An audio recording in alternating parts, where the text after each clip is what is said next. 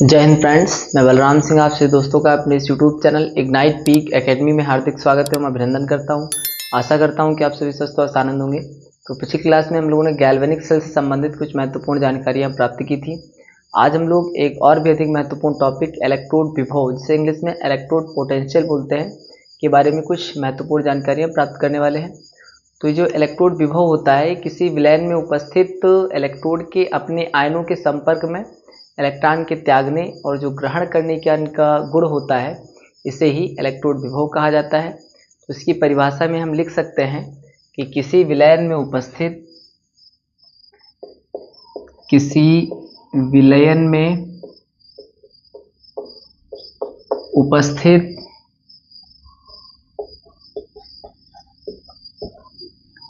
स्वयं के आयनों के संपर्क में स्थित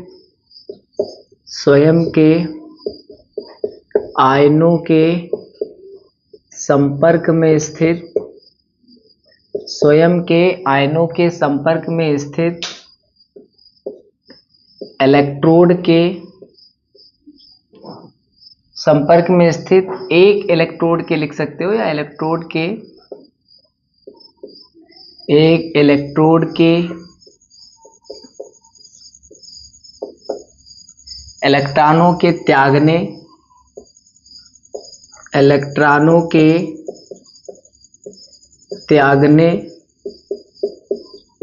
अथवा ग्रहण करने की प्रवृत्ति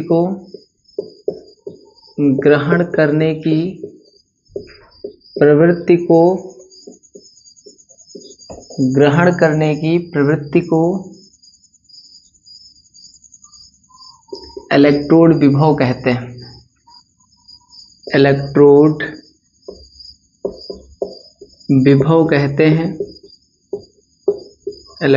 विभव कहते हैं। इसे कैपिटल ई से प्रदर्शित करते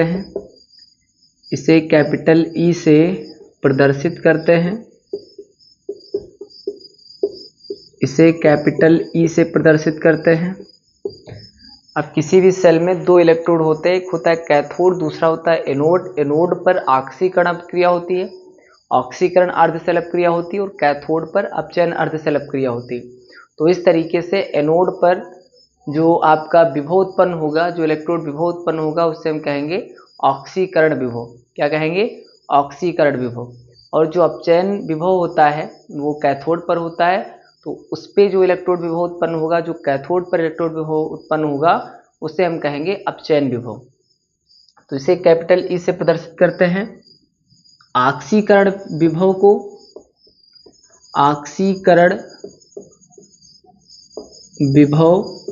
किस पे होगा? एनोड पे होगा। तो ऑक्सीकरण विभव को EOXI यानी ऑक्सीडेशन से, या EM आपका धातु होता है, और Mn+, ये जब इलेक्ट्रॉन को त्यागता है तो उस पर एक प्लस चार्ज आ जाता है। तो जो ऑक्सीडेशन विभव होता है, जो ऑक्सीकरण विभव होता है, इसको E बेस में OXI से या EM, और जो आपकी ऊर्ध्वाधर लाइन है ये ऑक्सीडेशन रिएक्शन को दर्शाती है, ऑक्सीकरण क्रिया को दर्शाती है, M/Mn+ से प्रदर्शित किया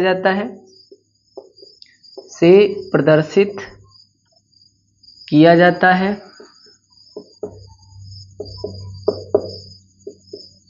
जबकि अपचयन विभव को ERED रिडक्शन या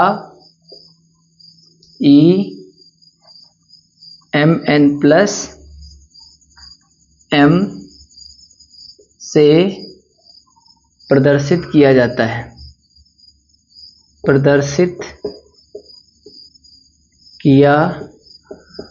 जाता है।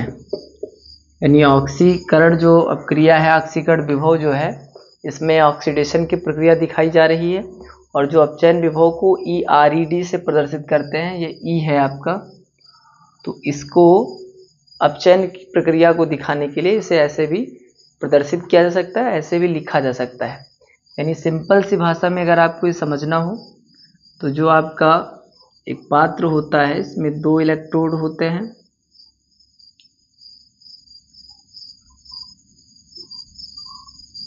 जो एक इलेक्ट्रोलाइट में भरे हुए रहते हैं, इलेक्ट्रोलाइट में डूबे हुए रहते हैं। जिस पर प्लस चार्ज होता है उसे हम एनोड कहते हैं, जिस पर माइनस चार्ज होता है उसे हम कैथोड कहते हैं।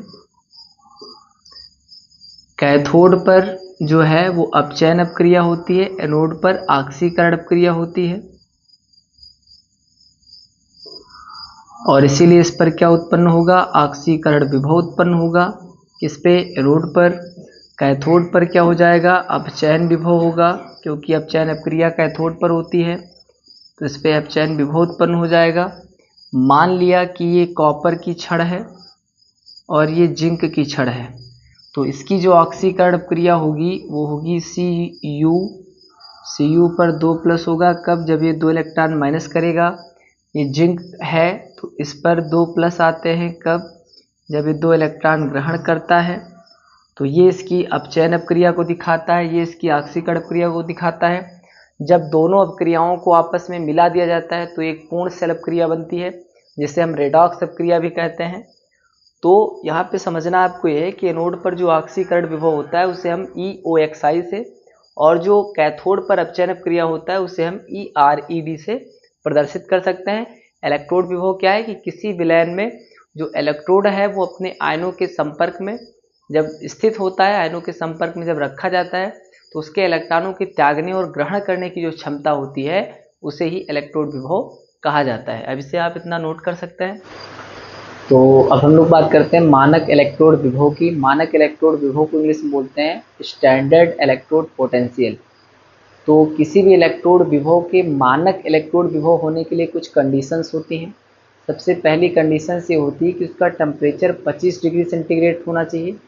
दूसरी कंडीशन ये होती है कि उसका जो दाब है, उसका प्रेशर जो है वो एक वायुमंडलीय दाब के बराबर होना चाहिए, 1 एटमॉस्फेरिक प्रेशर के बराबर होना चाहिए। और जो तीसरी कंडीशन है कि उसके जो विलयन है, उसका जो विलयन है उसकी सांद्रता 1 मोलर होनी चाहिए। कितनी होनी चाहिए, 1 मोलर होनी चाहिए। तो इसकी परिभाषा में हम लिख सकते हैं कि किसी धातु की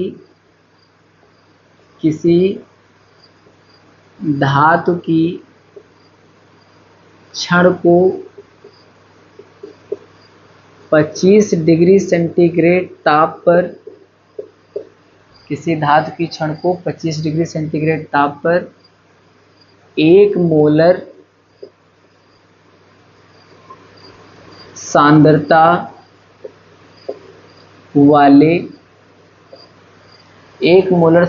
वाले धातु आयन के विलयन में या धातु आयन विलयन में 1 मोलर सांद्रता वाले धातु आयन विलयन में डुबोने पर धातु तथा विलयन के मध्य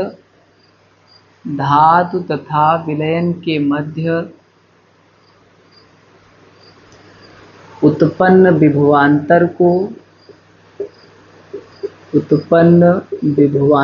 को मानक इलेक्ट्रोड विभव कहते हैं। क्या कहते हैं, मानक इलेक्ट्रोड विभव कहते हैं। मानक इलेक्ट्रोड विभव कहते हैं। इसे E डिग्री से प्रदर्शित करते हैं। यानी इलेक्ट्रोड विभव को केवल कैपिटल E से प्रदर्शित करते थे। जो आपका मानक इलेक्ट्रोड विभव है इसे कैपिटल E और ऊपर आपको डिग्री लगा देना है, इसे कैपिटल E डिग्री से प्रदर्शित करते हैं। यानी क्या डेफिनेशन है इसकी मानक इलेक्ट्रोड विभव की, किसी धातु की छड़ को 25 डिग्री सेंटीग्रेड ताप पर 1 मोलर सांद्रता वाले धातु आयन विलयन में डुबोने पर धातु तथा विलयन के मध्य उत्पन्न विभवांतर को मानक इलेक्ट्रोड विभव कहते हैं।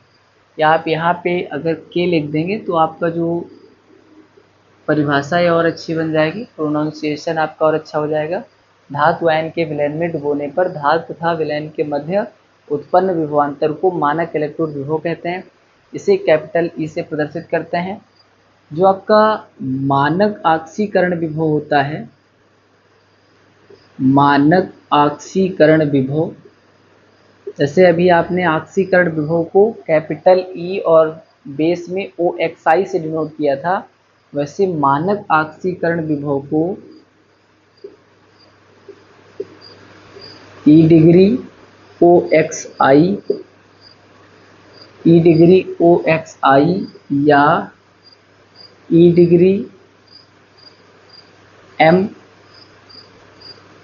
डिग्री M प्लस, यानी ये ऑक्सीडेशन रिएक्शन को प्रदर्शित कर रही है, से प्रदर्शित करते हैं,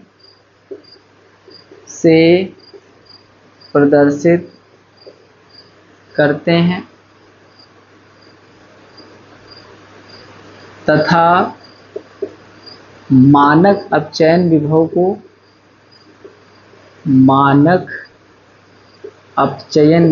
को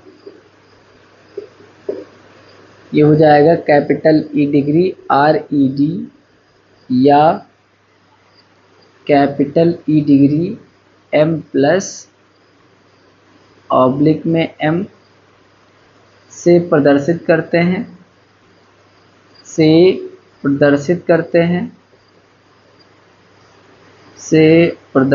करते हैं। मानक आक्सीकरण विभव का जो मान होता है वो अपचयन विभव के मान के बराबर होता है, लेकिन साइन दोनों के क्या होते हैं, बदले हुए होते हैं, साइन दोनों के परिवर्तित होते हैं, अपोजिट होते हैं। तो लिखेंगे मानक आक्सीकरण विभव, मानक आक्सीकरण विभव का मान मानक अपचयन विभव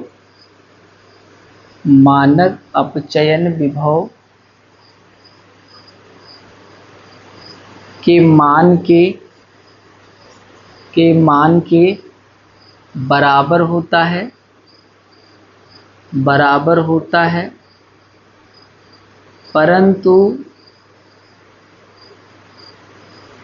इनके चिन्ह विपरीत होते हैं। चिन्ह कैसे होते हैं, चिन्ह विपरीत होते हैं।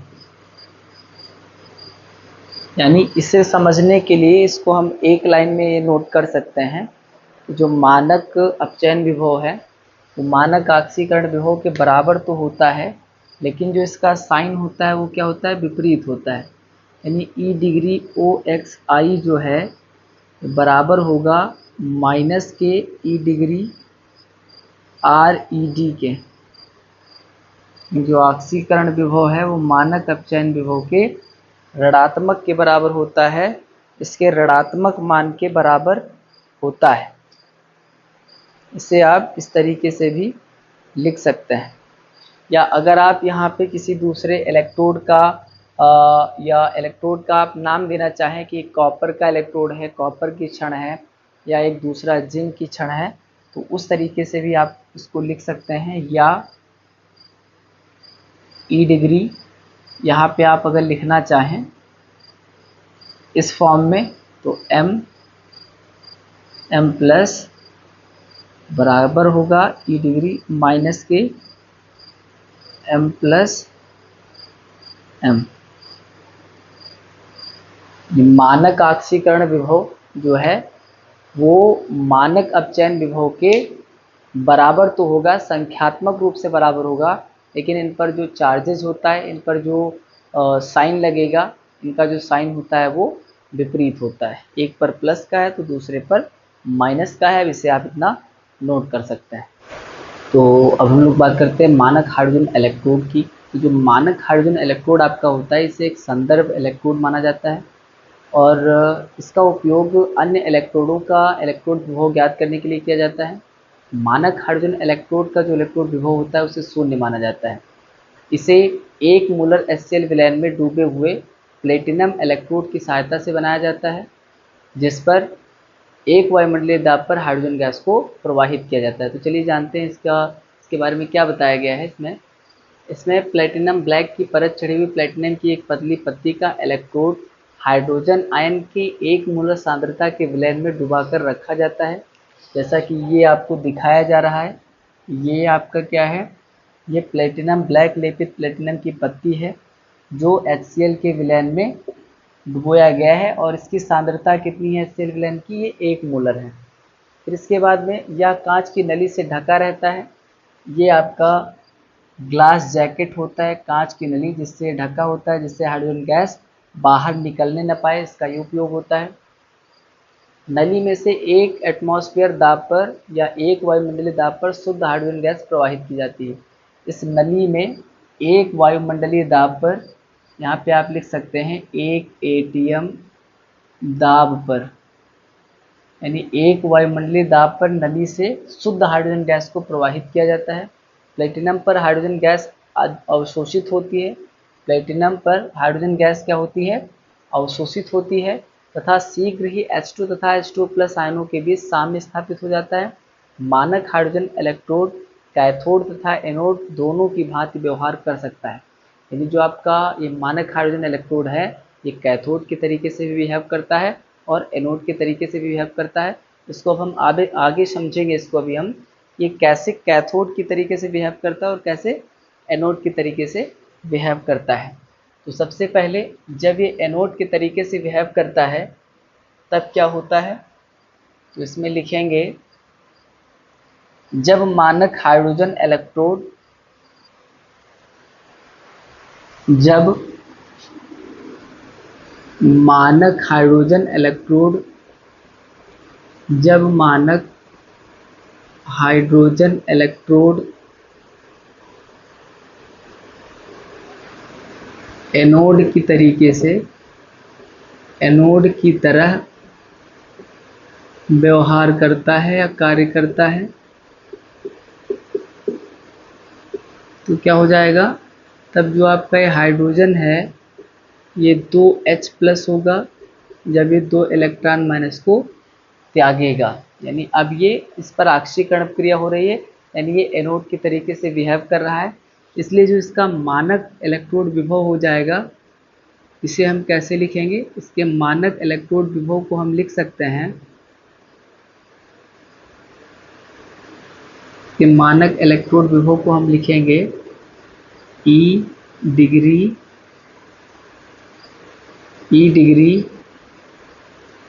H2 या H और H+ कर देंगे हम। यहाँ पे अगर आप H2 लगाओगे तो यहाँ पे आपको 2H+ लगाना पड़ेगा।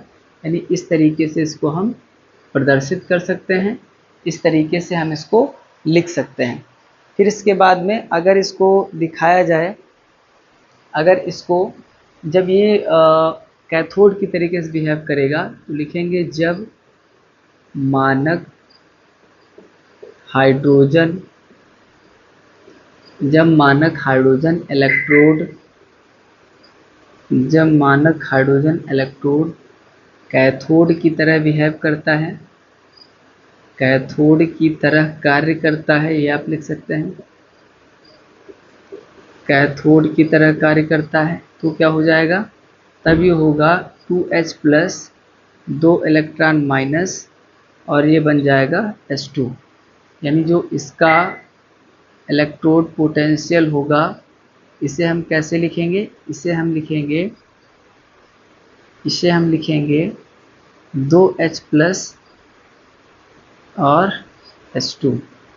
यानी इसके मानक इलेक्ट्रोड विभव को हम इस तरीके से प्रदर्शित कर सकते हैं।